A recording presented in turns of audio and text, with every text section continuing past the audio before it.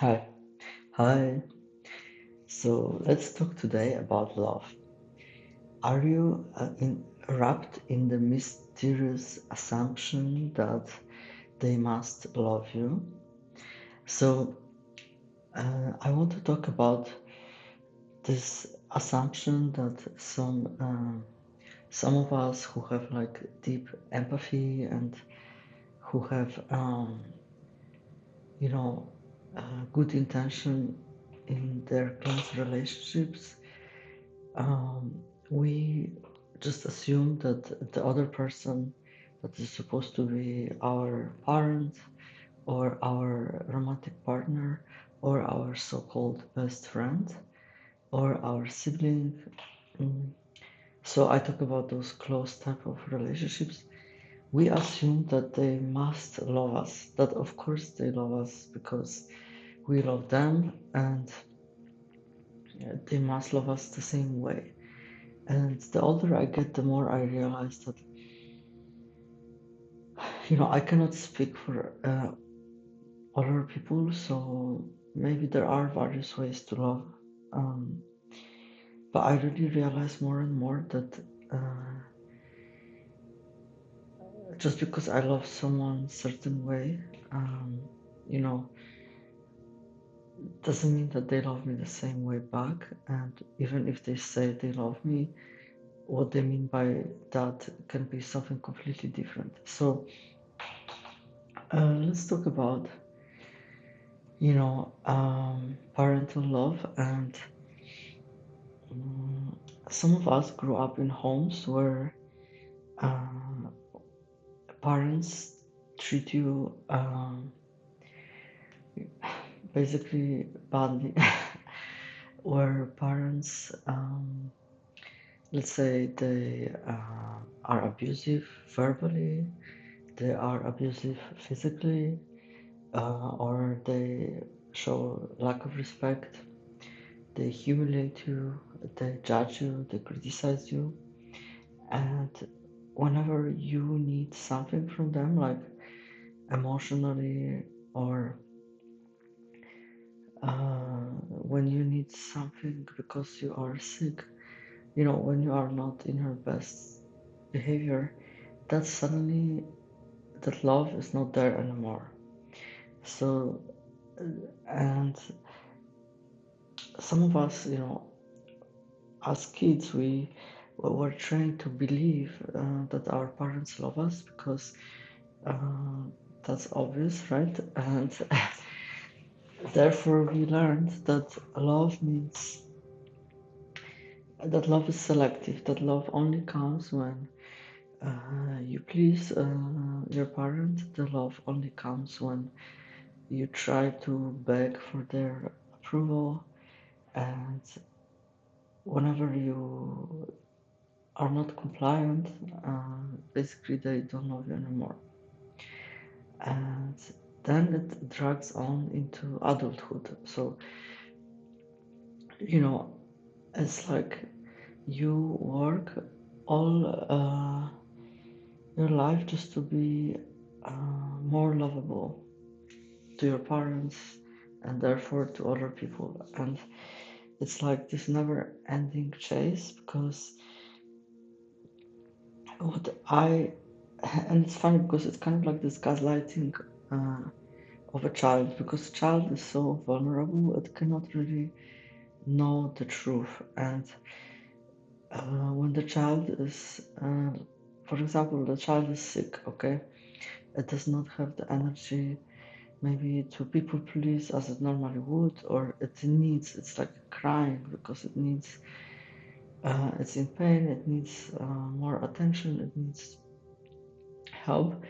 And when the parent is just ignoring them and being annoyed, like, oh, this annoying child is giving me, this noise, and then the child learns that, okay, now I'm not lovable. I must be silent in my pain. I must hide how I feel. I must hide that I need something now.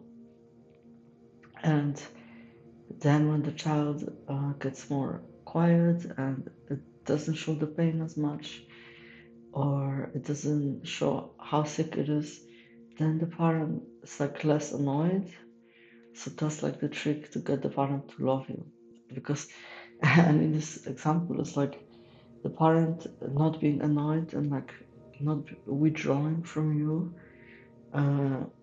That's the love, which it isn't, but that's how low the bar is. And then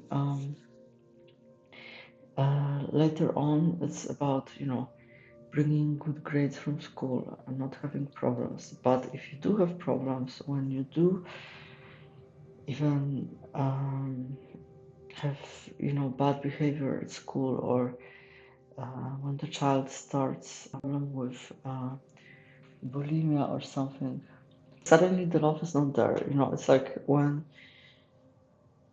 child is, as a teenager, for example, maybe you had some problems because, of all the trauma and screaming and pain at home.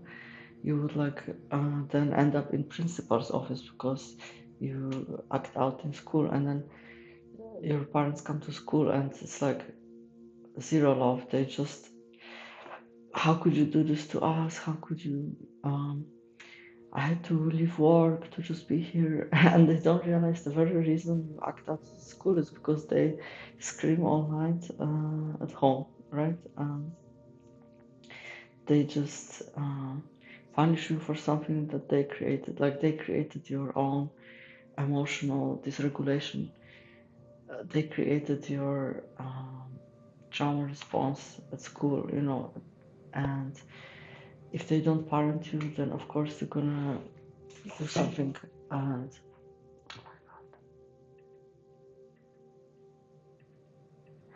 And so yeah, another example is when you, let's say you move out, as you are a teenager, but it's so horrible at home, and you move out when you turn 18, and you move out even though you have no support, no money, no nothing, and you leave the house just to like um, get a life basically away from them, and they just stop talking to you because you were only useful when you were there at home, and they could use some of your energy, some of your youth, some of your life force basically, when they could like even if it was not that you were really doing anything for them, like, but if you were just there physically, they could like punish you, they could throw their own self-hate on you.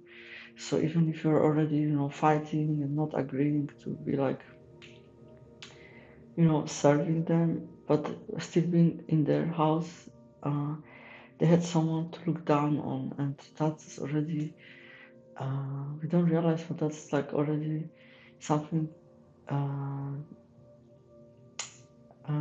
they want. Like, so when you leave the house to live your life, to leave their dysfunction, suddenly they cannot even humiliate you every night when they come.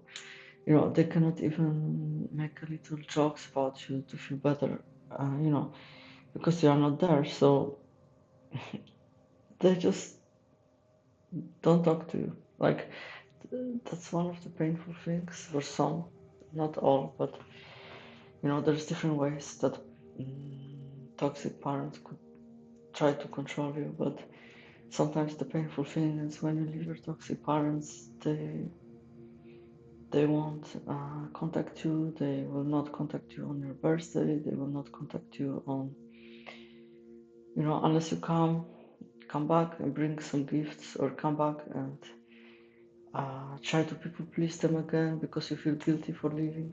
It's like this ongoing circle, right? Like, you left to survive, but then you come back because you feel guilty because you survive, and they just wait for it. They just wait for you to come back and act like a little child again and try to people please them to pay for this huge bad thing you did, which is leaving the home that abused you. And yeah, so the same then happens in friendships, where you might feel like there's the silent agreement. Of course, we both like each other. Of course, we both care about each other because we are friends, right? And they might even verbally tell you. But then again, in practice, that's this gaslighting thing where in practice it's not the same like in words that they say they love you, you're the best friend, but then when you meet, you feel like you're their stool, right? They just walk all over you and everything's on their schedule, and you are just there waiting by the phone when they can meet you because they are so great and you're so lucky to be with them, as a friend. And there's just inequality in this. And yeah, so I think, I know it's all a bit messy, but I think the best thing to do is to catch yourself when you assume someone must like you, and because of what they do, because it's like they do things to like show it, but they don't really do it when it matters. And yeah, um, don't. There's this freedom that comes, but the cost of it is pain of like realizing that okay, they don't actually care about me. And each time I go back to this friend group, I go back to this family home. There is toxic environment where the whole, like from the very beginning, like remember how did it even start? Like the idea was always like you're below them, they can punish you just for existing, and they can throw their little digs and insult at you, and you need to be this people pleasing floor mat basically. And as soon as you wake up and you start acting like, wait a second, like we should be equal, like if you need something emotionally from me, I can also need something from you. It's not even about physical things, but like you need my support and my constant admiration. How about you give me some of it? And it's the price to pay for this realization is that you might feel alone, because I realized suddenly at some point in my life, most of my relationships that were kind of ongoing, they were like that. They were based on the fact that I would give this like loving acceptance, like I would accept you when you're sick, I would accept you when you don't do well, I would accept you when you do well, I would celebrate you and I would cry with you. But then it was not returned to me. Like I have nobody to celebrate with. I have to hide all my achievements almost, because the more I achieve, which is not even anything that I think should be like, I don't know, I don't think it's amazing or anything, but it's like I can't celebrate this with people, because it's like they don't want me to move forward in life. They want me to stay stuck, and uh, that's the sad truth that your self-empowerment can be actually hated by those people around you that you thought are supposed to love you. And I just don't get it, because I always want people I love to succeed, even if it means they will, get away from me. I always want them to be happy, and I never want them to feel uncomfortable with me. And